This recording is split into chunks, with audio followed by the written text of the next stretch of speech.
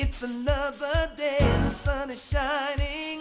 Got to know what's going on around you. Wake up, it's the time to motivate your mind. Come with me, let's make this moment brighter. Wake up with the Bahamas at sunrise.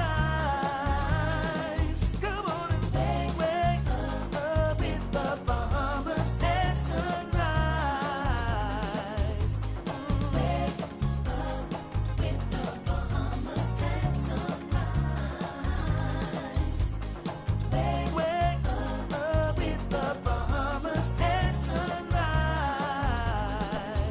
Hey.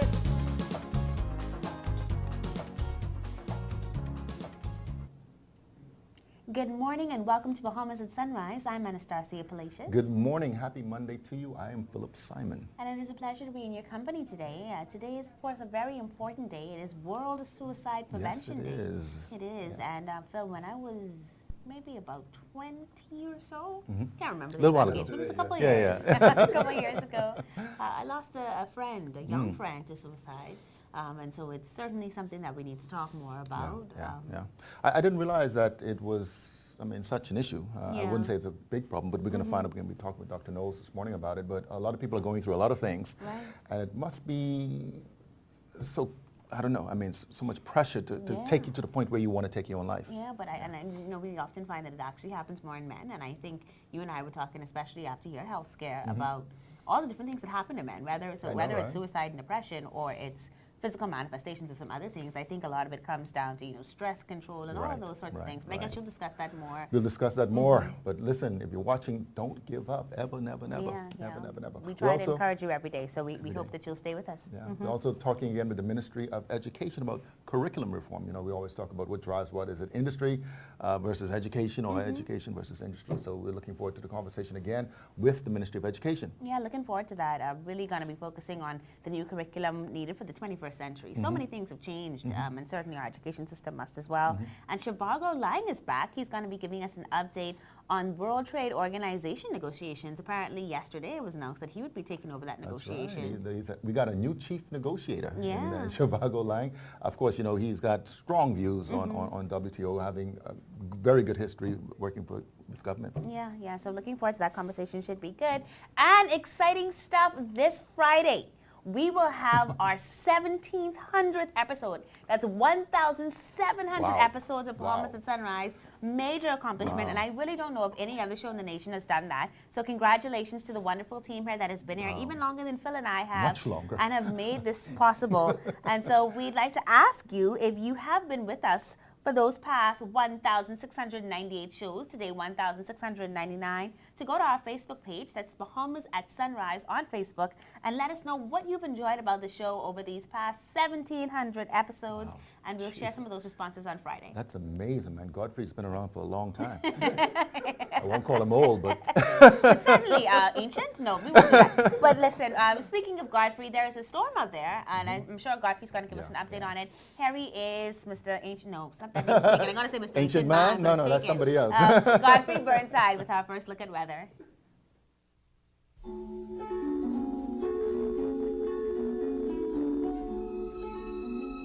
Weather at Sunrise, brought to you by Bahamas First. First in insurance, today, tomorrow.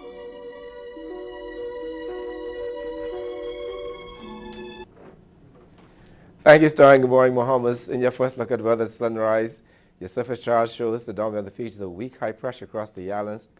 Pretty good day and still weather-wise in the remainder of the week. In satellite week, little clouds around the island, except for the extreme northwest bound. We're having some showers across the Grand Bahama Bimini area this morning. In your weather day, a mix of sun and clouds with a few showers, maybe nightly thunderstorm popping up. High temperature reaching 91, heat index 100. Tonight, we're looking at partly cloudy and warm. 1 or 2 showers possible during the late night, early morning showers. During the early morning hours, your low temperature go down to 77 degrees Fahrenheit. And some region highs and lows across the Caribbean. Barbados, 87 and 78. In Jamaica, 86 and 75. In Trinidad, 85 and 76. And the Turks and Caicos Islands, 88 and 77. Across North America, Atlanta, 84 and 70. In Raleigh, 86 and 70. Miami, 88 and 78. Dallas, Texas, 83 and 69. And Toronto, Canada, 66 and 59. And as we go through the week, high pressure continue to be the dominant feature, partly sunny skies, hot, humid, with a chance of afternoon showers and thunderstorm popping up. High temperature down will be in the low 90s, at nighttime in the upper 70s. And then second look, we're going to look at the hurricanes. There's a buzz in the tropical cyclone season. We have 3 hurricanes out there we're watching at this time. That puts a wrap. We first look at weather sunrise. I'm Godfrey Burnside. Back to you, Star. Thank you so much, Godfrey. Well, the world is changing rapidly, and therefore there's a need for us to assess our modes of education and to, of course, implement curriculum reform. Now, we've heard this said again and again over the years, but here to tell us more about what exactly the Ministry of Education is doing in this regard, we're very happy to welcome Ms. Sharon L. Poitier. She's the Acting Deputy Director of Education for Curriculum, and she's brought Ms. Sharon Clark along with her. She's the Head of Special Services Section at the Ministry. Good morning, ladies, and welcome to Bahamas at Sunrise. Good morning. Thank you for having us. A pleasure to have you both with us. So happy to be talking to you about this. This is something I'm actually quite passionate about and really believe in, and so I want to share some more with the Bahamian people about why you think that this is the time right now that we need that curriculum reform to happen. Well, when we think about the 21st century in which we live, we know that the world is changing rapidly. Mm-hmm. What we used to do in 2000 no longer works in Right. 2018 and beyond. And so as a result of this, we have to shift what we do. We have to shift what we teach. Mm-hmm. Previously, we've focused on content. Now we are mandated to focus on skills. Okay.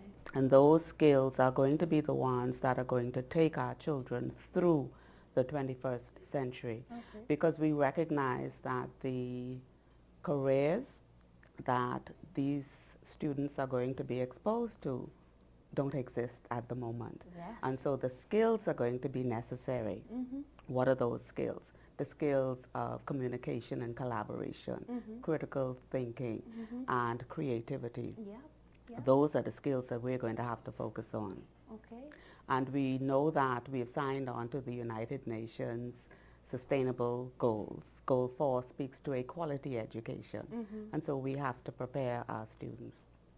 Those students that span the spectrum from the gifted to the intellectually challenged. We have to expose them and prepare them for this world. So that's why it's so necessary. That's really exciting Yeah. because when we look at the future, you're so right. By 2030, so many jobs expected to go to automation. When we look at what's happening around the country, even in terms of our banking sector, right? And the fact that so many of our banks have closed in the Family Islands. You go to ATMs now. A lot of jobs that people would have just gotten out of school, they just won't be available. And so those skills are going to be the thing that drives us. So that sounds good in theory, but how do we turn that into an actual implementation process? What are the curriculum development teams implementing this reform? How are they doing that? But when we talk about curriculum development teams, we must ensure that all of our educational stakeholders come to the table. Okay. And so we're talking about parents, students, industry partners, our unions. Everybody has a say in what is being done. And so these teams are made up of this wide cross-section Okay. of stakeholders. And so what we have developed is what we call a curriculum development cycle. Mm-hmm. This cycle will last about 5 years. Okay. And what we're trying to do is to assess where we are at the moment, collecting the data. Mm-hmm. We also want to assess where we are vis-a-vis the region, globally, etc. Okay. And then we determine, based on models that are going to suit ourselves, Mm-hmm. how we are going to implement. And so we're talking about a 5-year cycle Okay. that will include all of the skills, all of the stakeholders, all of the input that is needed. Okay. And so I'm sure there'll be some teacher training there as well. Absolutely. Professional development has to be ongoing. All right. Because ideally we are creating curricula that we haven't had before. Exciting stuff, Skills though. that we haven't had before. Okay. And so yes. Now, Ms. Clark, I want to bring you in here because what you do is so important. Just making sure that every person that is alive has, I guess, a quality of life that they can look forward to, despite whatever differences they may have in terms of their capacity to learn and how they learn. And so I wanted to find out from you, how are we taking into account those who have special needs and require additional support as we transition into this new curriculum? Yeah, well, just like Ms. Boyd here said, we have to ensure that our students, those with special learning needs or behavioral challenges, that their needs are also met as a part of the curriculum reform. And again, like she said, we're not focusing and we're not discounting the content, of course, because that's the basis, that's the foundation. But then our thrust has been and will always be the skills-based. Okay. Okay, so our kids, the curriculum reform for students with special needs will take into account and will focus and highlight skills training and moving kids from primary elementary school straight through to post-secondary. But you know, with persons with special needs, we don't focus on junior elementary, secondary. They're what we call ungraded, and so therefore a person or a student coming out of school at say 16, 17, our brighter students from grade 12, our students with special needs go a bit beyond that. Okay. And they can go to age 18, 19 because cognitively their skills would not be like that of their peers of an 18-year-old. They might be 18, but their skills and their knowledge base wouldn't be at that level. Now, I've heard about something called FACES, F-A-C-E-S. Is that in any way related to this type of teaching that you're talking about despite the cognitive development? Yes, exactly. That's the functional academic curriculum. Okay. And it's a curriculum guide for exceptional students, which of course, you know, we are in the process, like Ms. Poitier is saying, of developing our own. But until we get our own, we have to take from the best and use best practices. And one of them that our special educators, our senior education officers within the special services section have researched and found is the FACES curriculum out of Texas. And it truly focuses on giving students life skills. Okay. And so you take, for example, some of our standalone programs like the Stapleton School here in Nassau, the Center for the Deaf, or the Beacon School in Grand Bahama. We focus on giving students skills, pre-vocational and vocational skills. So they do things like barbering, like learning things that a beautician does. We've been as a part of the hospitality industry for many years. We've had students from the Stapleton School go out and do their job skills training and attachments at the various hotels around Nassau, Atlantis, the Cable Beach hotels, and some of them are still employed today. And the same thing for the Center for the Deaf, for the Beacon School in Grand Bahama.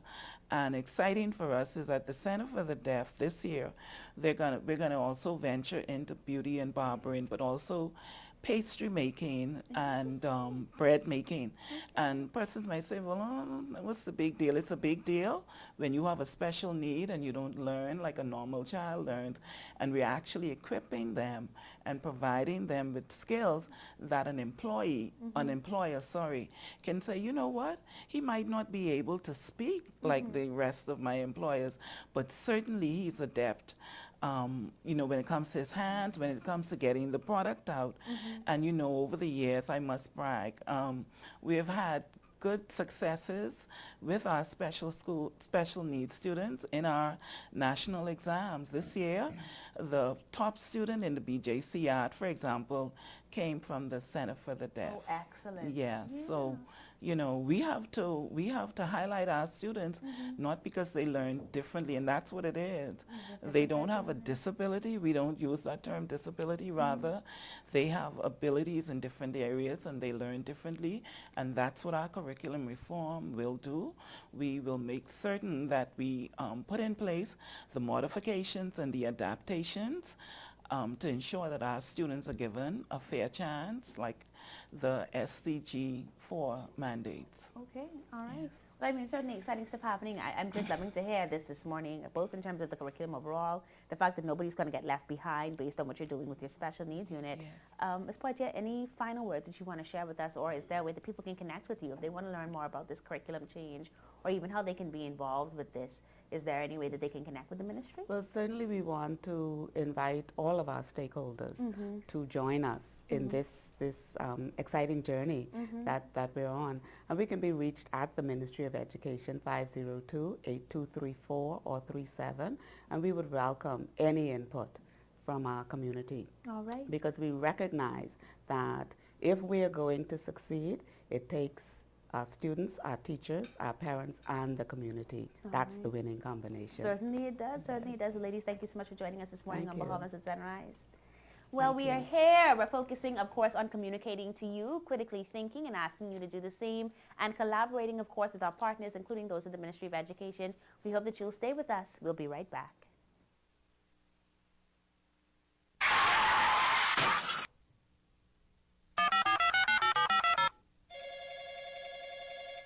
Good afternoon. First response. How can I help you? I've been in an accident on West Bay Street. Can you send someone to help? Yes, ma'am. A first response team will be there in 15 minutes. Are you hurt? No, I'm fine, but a bit upset. We're glad you're not hurt. Please, try to relax. Our team will take care of everything as soon as they arrive. First Response provides immediate on-site service and support from the scene of an accident through the claims and repair process. And it's free to all Bahamas First insured drivers in New Providence every day for any type of accident. If you drive and want first response on your side, call 321st or visit bahamasfirst.com for the name of an authorized Bahamas First agent. First response can't prevent an accident from happening, But it can certainly ease your mind when it happens. So who really own a Nassau container port? Boss, that's easy. The government. I do. I do. Thank you. I do. I do. And one day, he will too. I do. Knock knock.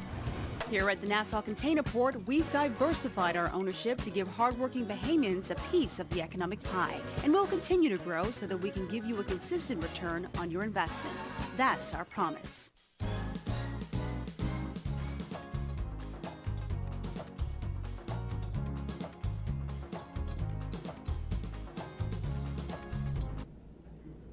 Welcome back to Bahamas at Sunrise. Unfortunately, suicide is a top 20 leading cause of death, globally speaking, and that's for all ages.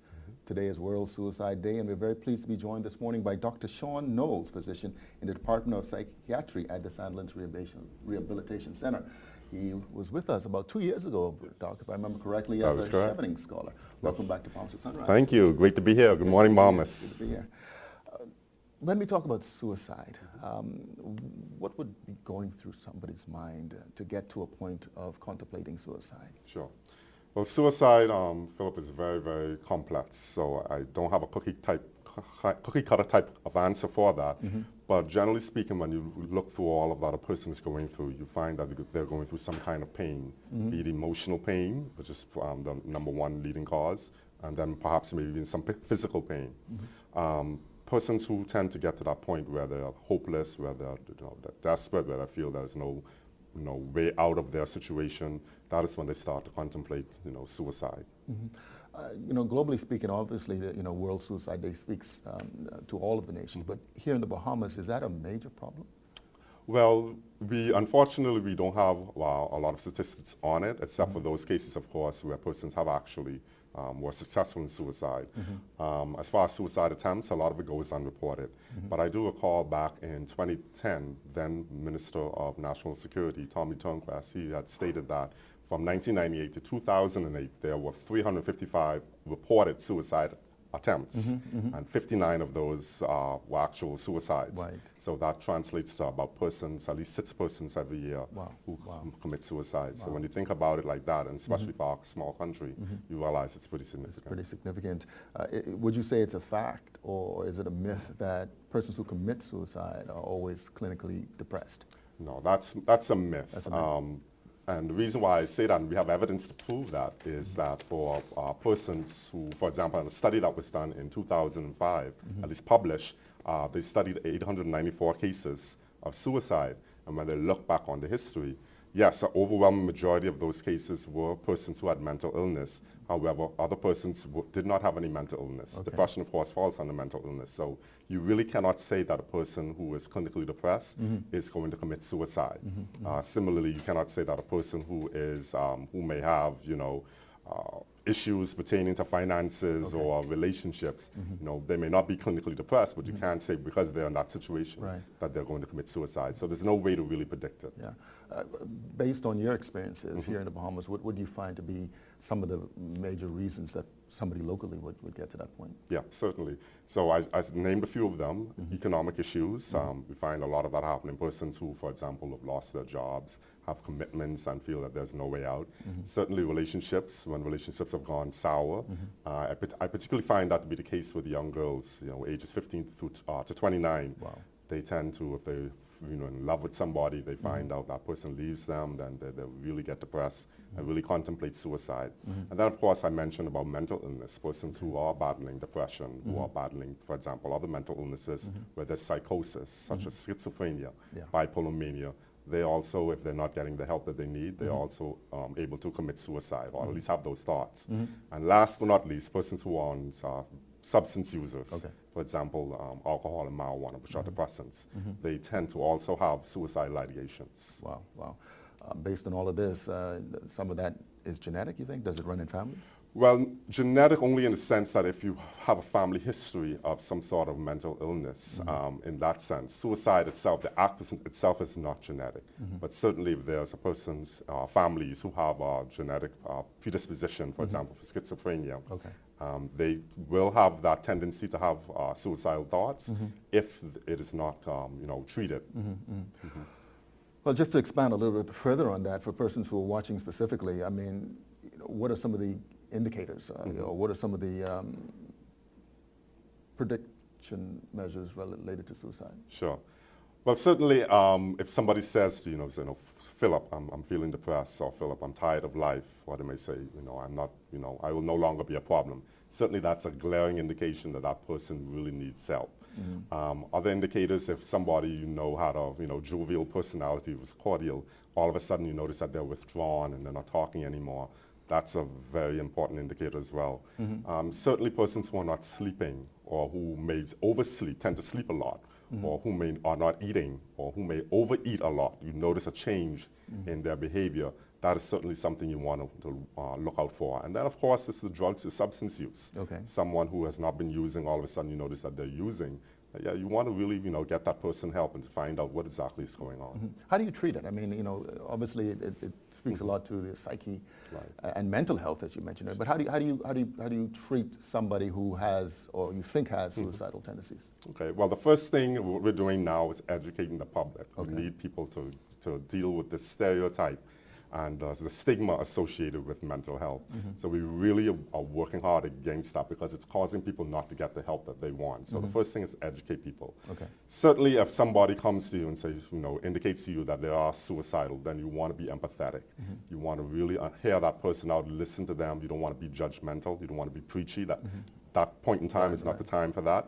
And if you're unable to get them the help, then you want to make sure that if they are suicidal, you don't leave them alone. Right. You don't want to dismiss it. No, do not dismiss it. Absolutely not. But certainly get them to, for example, several places are available. The Community Counseling Assessment Center on Collins Avenue. If you're able to get them there, get them to a private psychiatrist if they don't want to go public. There's also the Christian Counseling Center, also on Collins Avenue, the Bahamas Crisis Center. So we have places available where people are in position to be able to help persons who are battling depression and suicidal thoughts. All right. So today is World Suicide Day. I'm sure there are activities planned. Yes. Can you elaborate a little? Well, actually, let's speak a little bit to the pin you've got there. What do those colors represent? Yes. So this is the color combination that was put together by the International Association of Suicide Prevention. So the yellow represents hope and the orange represents rebirth. And together we want to send a message around the world. So this is, people will be wearing this around the world to indicate that suicide is not an option, should not be an option. It's not the only answer. And so some of the events that we have planned here in the Bahamas starts today, actually, in a few minutes, I would imagine, at about 8:30, we're having a workshop that will take place at the Church of God auditorium on Joe Farrington Road. And that is specifically for anybody. So law enforcement officers, guidance counselors, clergymen, community workers. So whatever type of work that you do, we have breakout sessions for those persons to teach them more about suicide prevention. And then on Wednesday at Galleria Cinemas at 6:30, we have a documentary that will be filmed and shown to the persons who are in attendance. I heard it's very good. So it talks about a young man who actually lost quite a few of his family members to suicide. And at the conclusion of that movie, we are going to have a panel discussion led by Shanique Miller to allow persons to have their questions answered. So it's going to be really good. And I also want to encourage persons, if they're able to wear a ribbon, yellow and orange, or at least wear the colors. The colors, orange shirt or yellow shirt, to help us get the word out about suicide prevention. It's very important. Of course, and these events are free to the public. Well, course. today's workshop is free. There's a $5 fee for Galleria Cinemas.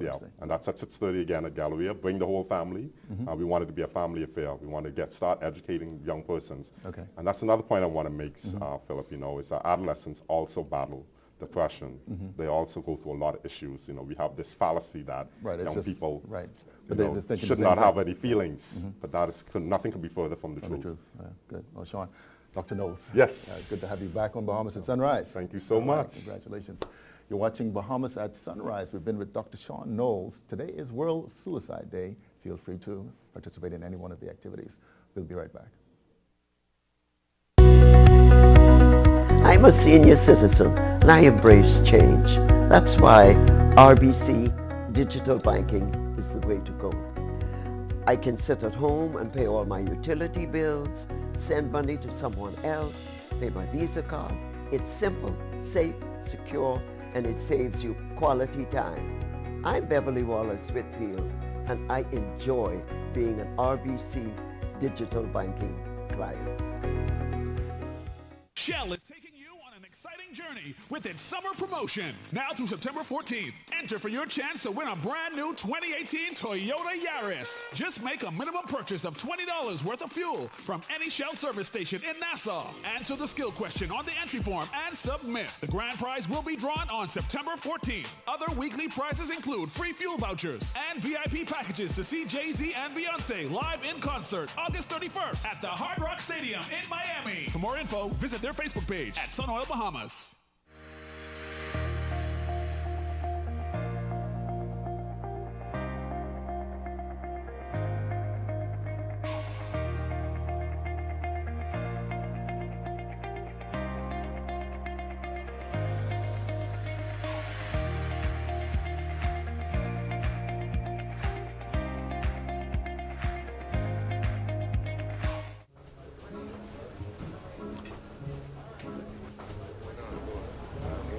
Wait, that's Omar Little from The Wire. You think everyone is Omar from The Wire? Wow, it's really nice to meet a fan. It's like he's right here. Are you telling me he was being all type shows and stuff? And Rev Go Play plays a lot of good movies and TV shows. Excuse me, can't you see we're watching something else? Rude.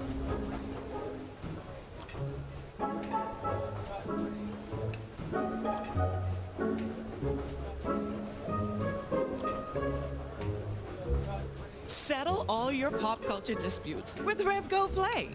Watch, record, and stream all your favorite shows wherever you are.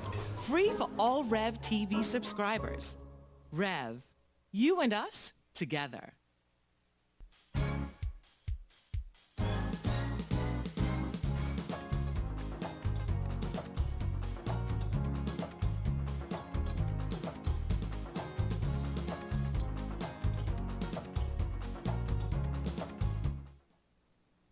Welcome back to Bahamas at Sunrise.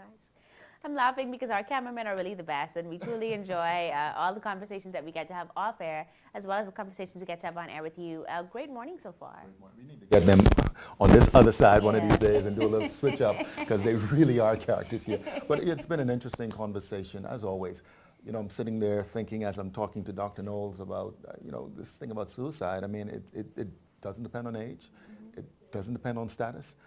When you think that somebody has it all, you just never know what they're going through in their mind. And it's frightening. It is. It's scary. And there was a very hugely popular show on Netflix, maybe about 2 years ago. I will admit to not having watched it myself, but I remember the commentary, and it focused on a high school that committed suicide, called 13 Reasons Why, and just talking about these different things that we can all do to each other to just kind of make each other stay better. Because obviously suicide isn't anyone else's fault once you make that decision. But certainly we can be kind to people. We can try to be more understanding. We can offer our thoughts and prayers to people. And so there are things that I think we can do just to support each other a bit more. Yeah, and don't take it for granted. I mean, do not take for granted what somebody else is saying to you. Pay attention. But certainly in the second half, we're looking forward to it. We're going to be having that conversation with Shabar Galang about the World Trade Organization. And in addition to that, my good friend Rodney Bean is here. He's here with Hubert Edwards as well. They're from the show The Essentials. I don't know if you've ever heard it. Of course, how can you miss it? Yeah. They're going to be talking with Phil about mentorship and some other things happening in the country. So we still got more to come. Yeah, definitely. And we've got more with, should I say, Dr. Godfrey Burnside? I don't think you can call him a doctor just yet. Well, we have to make up. We called him ancient earlier. We should give him, like, since we have 1,700 shows, we should give him, like, an honorary, like, could we bestow on him an honorary title of doctor, Dr. Weatherman? I think so. We're making up Godfrey. Here's our second look at weather with Godfrey Burnside.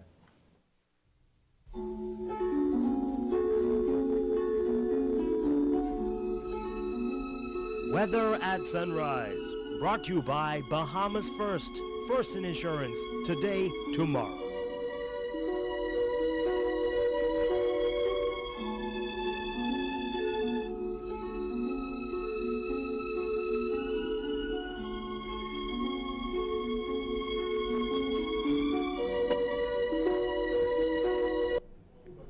Thank you, guys. To my Bahamas. Yes, second look at weather sunrise. The tropics, and the tropics now buzz. We have 3 hurricanes in the Atlantic, all moving towards the west. One should make a northwesterly turn later in the track. But we're going to look at Florence first. And at 5 a.m. this morning, Florence was located near latitude 24.9 degrees north and longitude 58.9 degrees west, some 625 miles southeast of Bermuda. It's moving towards the west-northwest at 9 miles per hour. Florence winds are now up to 105 miles per hour with higher gusts.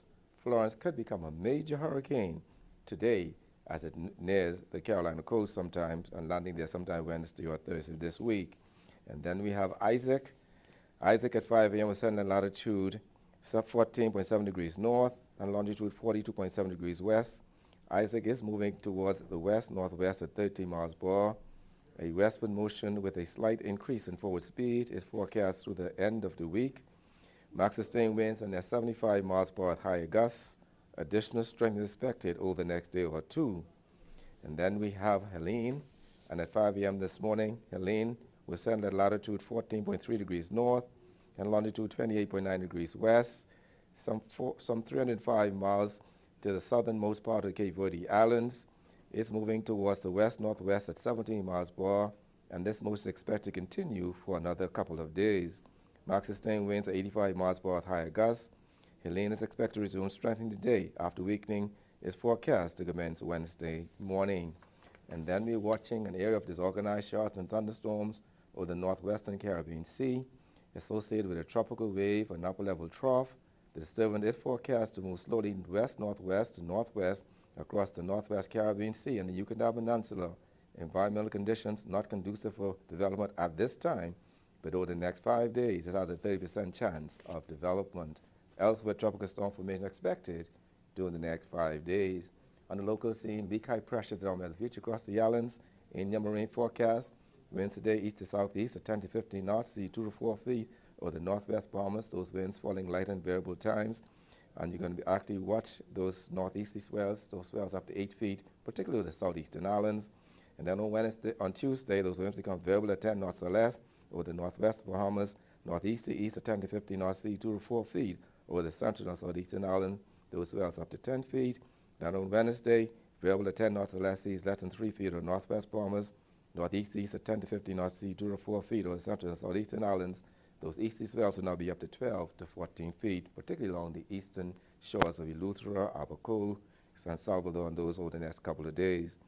Tides, you can expect a high tide at 7:48 this morning. Next low tide will be at 2:04 this afternoon. High again this evening at 8:13. Sunset 7:17 this evening. Rises tomorrow at 6:54. UV index 9. Your water temperature 86 degrees Fahrenheit. Any moon phase, no moon. Any external luck over the next couple of days, you have partly sunny skies, hot and humid conditions. Low temperature daytime will be in the lower 90s. At nighttime in the upper 70s. That puts you up in your phone. Look at weather sunrise. I'm Godfrey Burnside. Back to you, Phil.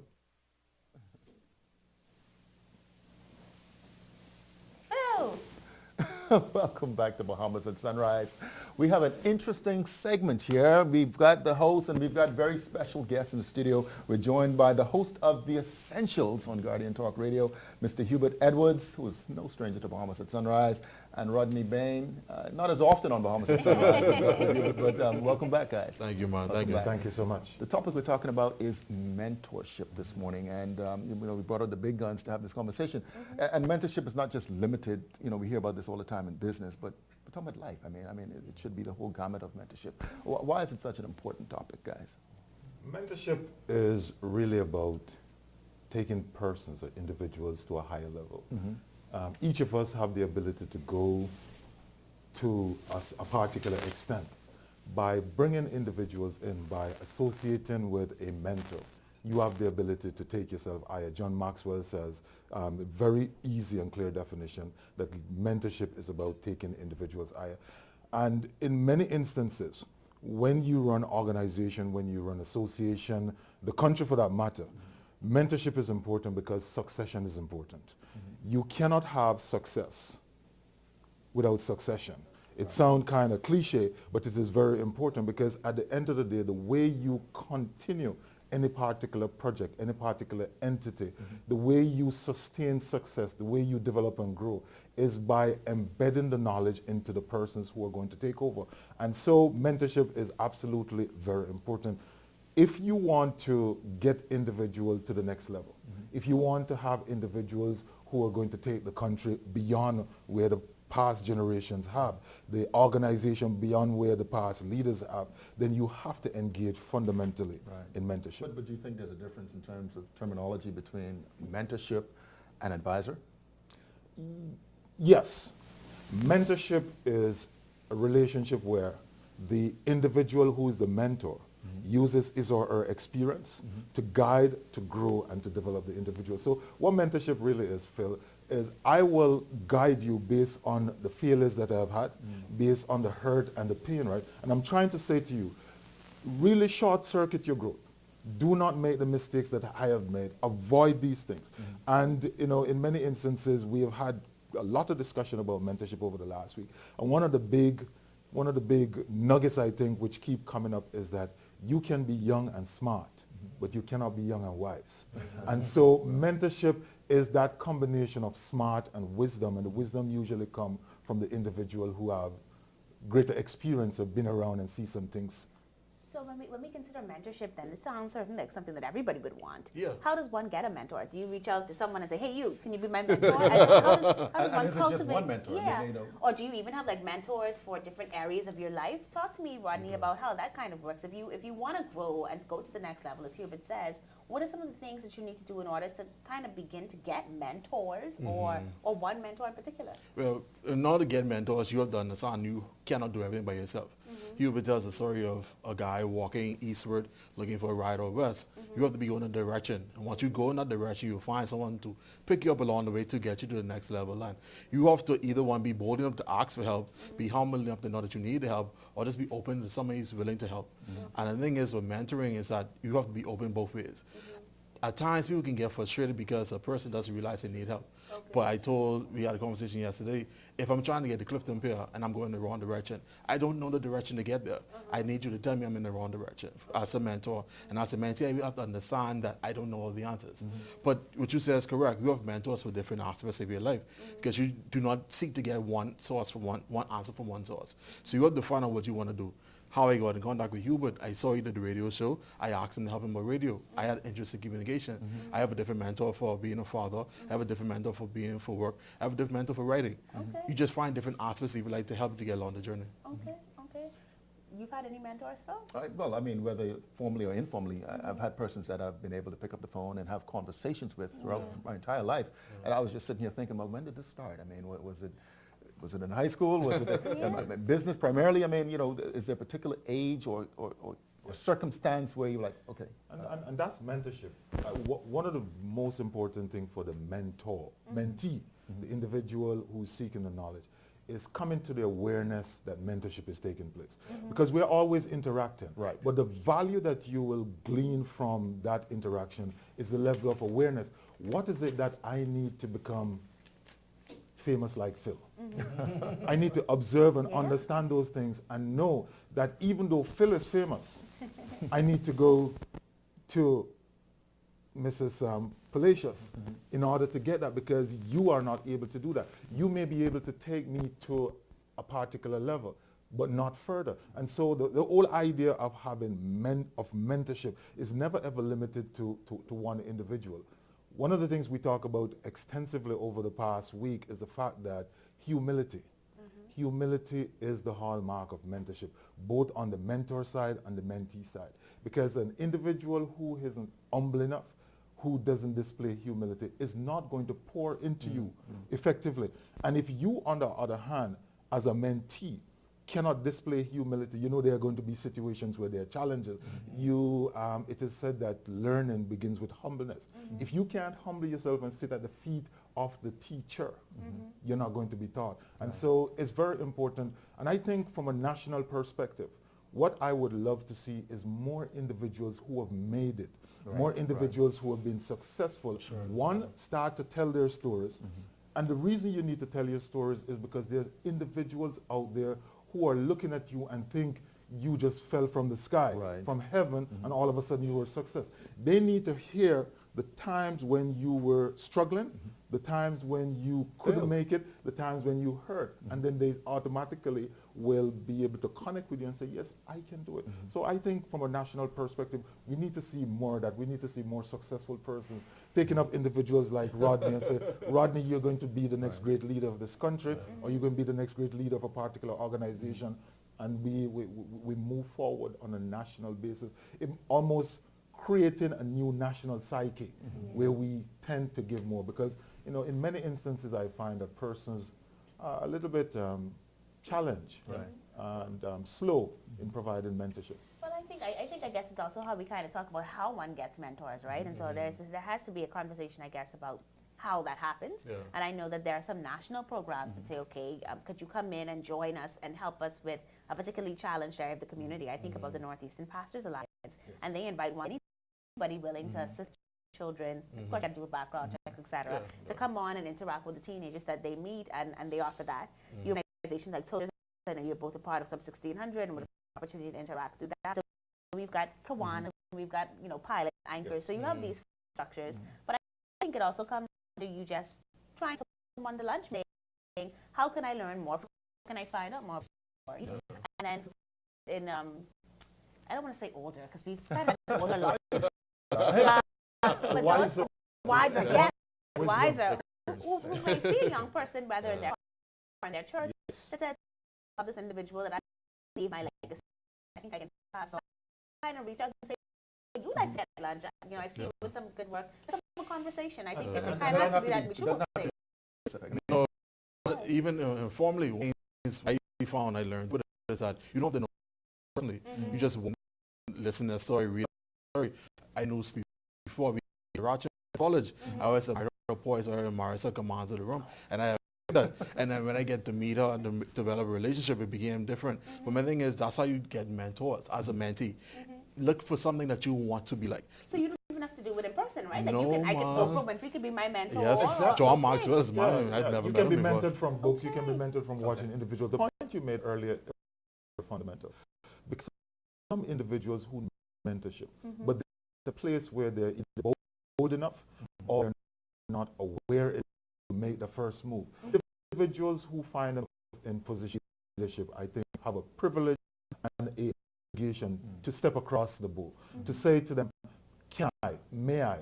And in some instances, you may not actually become the mentor, but you would have primed that individual to realize that there's a wider world out there and there are opportunities, and send them on the way to find the and it's a two-way mentor. street. I mean, definitely the mentee is not receiving all of the benefits of the No, relationship. No. And the mentee's job is to become a mentor one day too. You cannot let it stay with you. And again, we're teaching you how to figure it and tone. It's somebody fish. It has to be a continuous, and you talk transformation leadership yesterday. One of the hallmarks of a transformation leadership is to make. If you don't make a next leader, then you fail at transformation leadership. And the individual who serve as a mentor, believe it or not, in an instance, walk away with more out of the relationship, because it's not easy to train and grow up an individual. It requires skill, it requires patience, and so there's transition taking place in the mentor as a mental health the mentee, and so symbiotic relationship takes. So both individuals going in there each value, and that's why it's important that the whole idea of humility, we need to humble ourselves to realize that this is a give and take and value balance on both sides.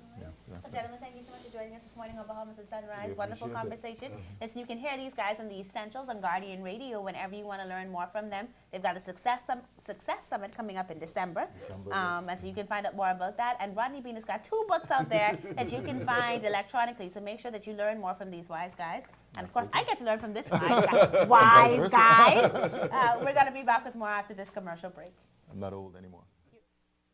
Do you want to know more about the scriptures, the early Christian church, its teachings, suffering, other religions, the authenticity of the Bible? The Anglican Theological Institute is for you. Enroll in a 3-year certificate program. Classes are conducted from NASA and Freeport on Saturday mornings. Don't miss a class. Stay connected anytime, anywhere, with high-speed internet. Contact us at 603-2481. Visit our Facebook page. Pick up an application form at any Anglican church or at Addington House on Sands Road. The Anglican Theological Institute is for you.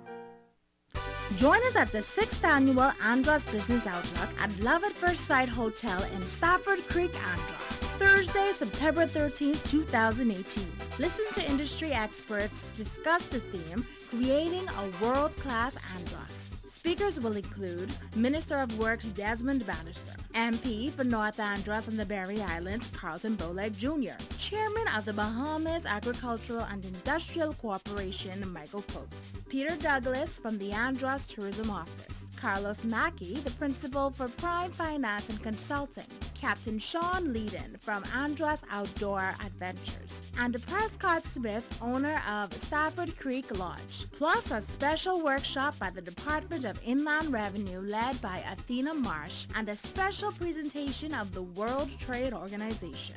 Register now at tclevents.com or call 242-322-1000.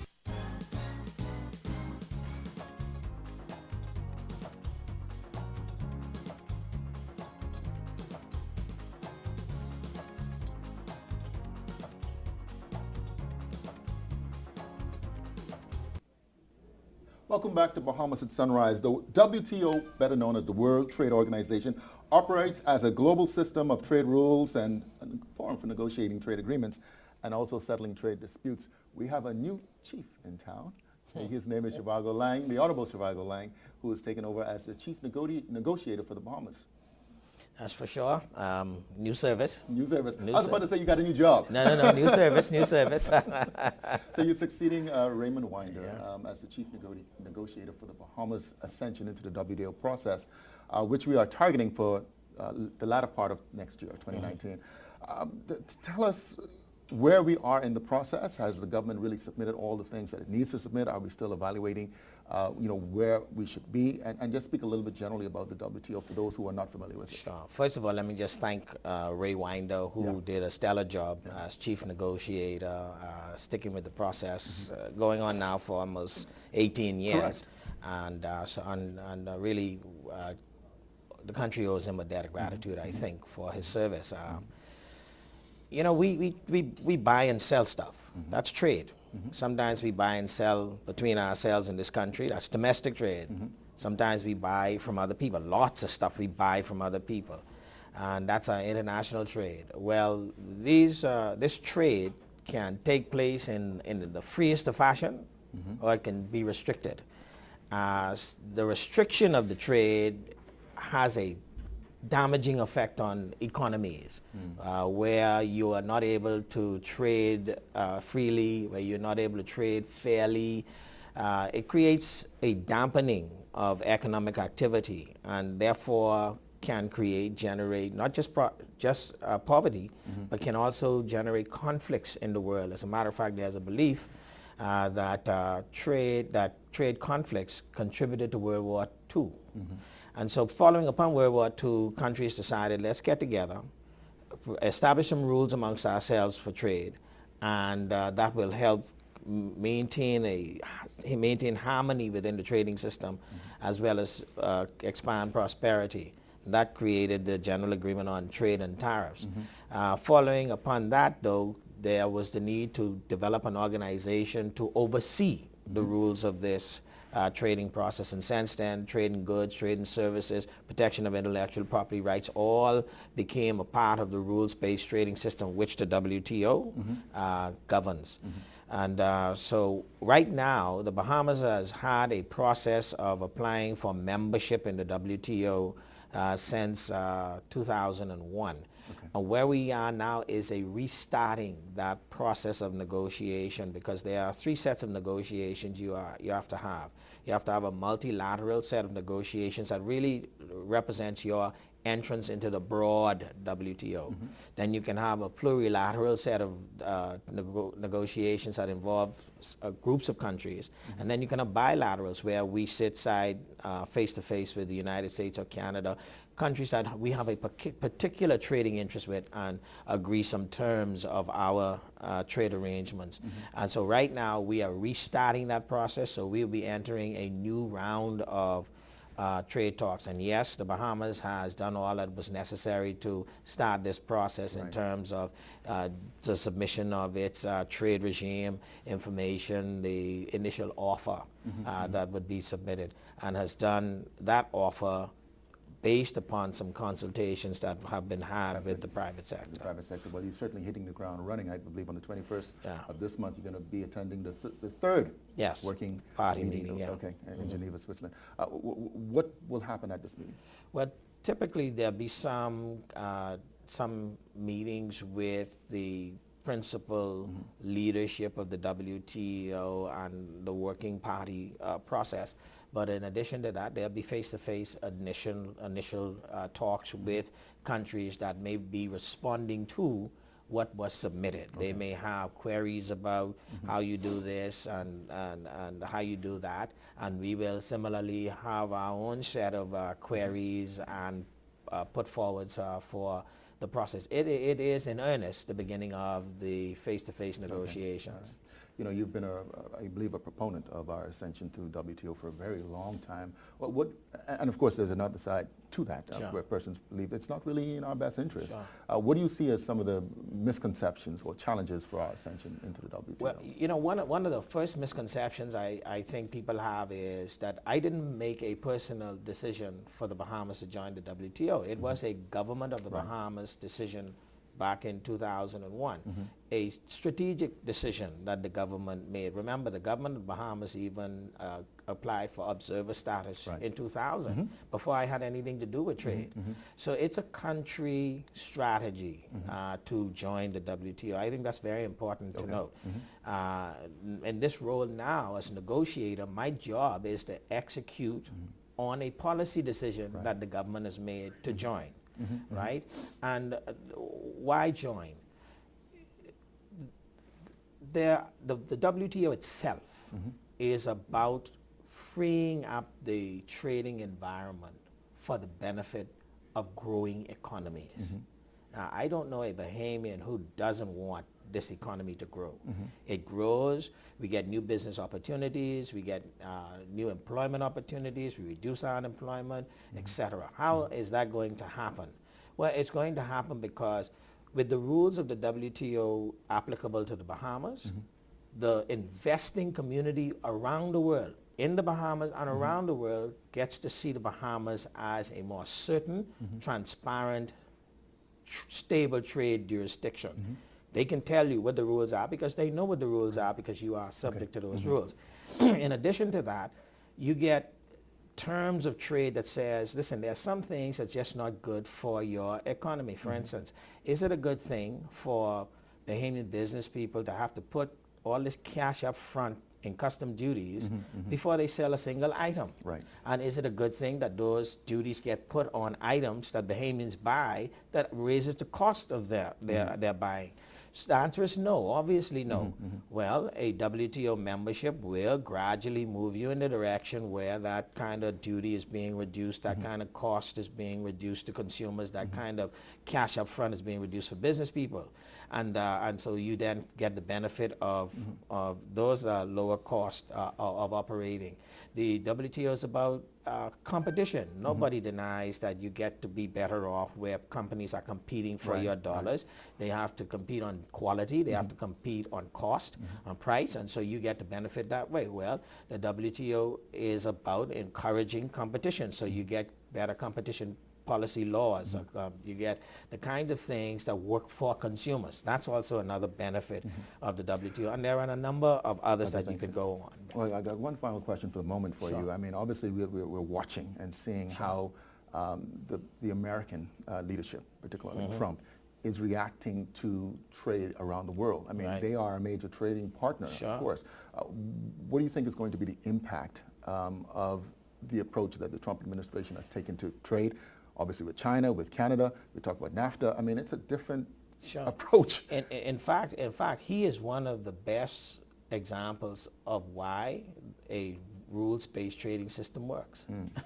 Because he has a person acting unilaterally to decide, I don't like how you're doing things, and therefore injuring others in terms of increasing tariffs. His own senators, his own congressmen, his own economists are saying, this is not the way. And so you get to see at work why you need a rules-based trading environment. Now, where that's going to go from here depends on how the other countries react to it. And that's why the WTO is so important, because it gets to provide rules for how they react. Okay, well listen, Chivago, thank you so much for joining us again on Bahamas at Sunrise. Looking forward to your work as Chief Negotiator. Appreciate it. We'll be right back.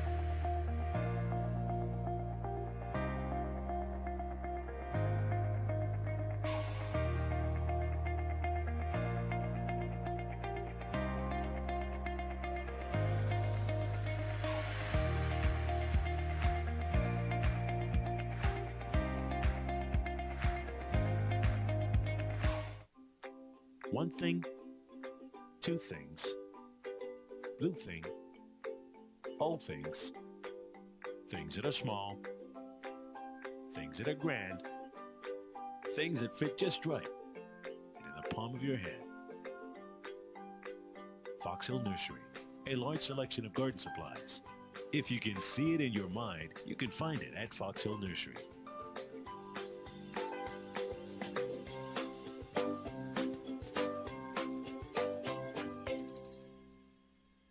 How are we making Rev work wonders for you? We are doing it together. You told us what you want, and we've heard you. Want faster broadband? How about speeds up to 1 gigabit per second? Want shorter house calls? 2 hours max. We promise. Want to take your entertainment anywhere? Well, your Rev Go Play app is here. Rev, we've heard you. You speak, we listen. Rev, you and us together.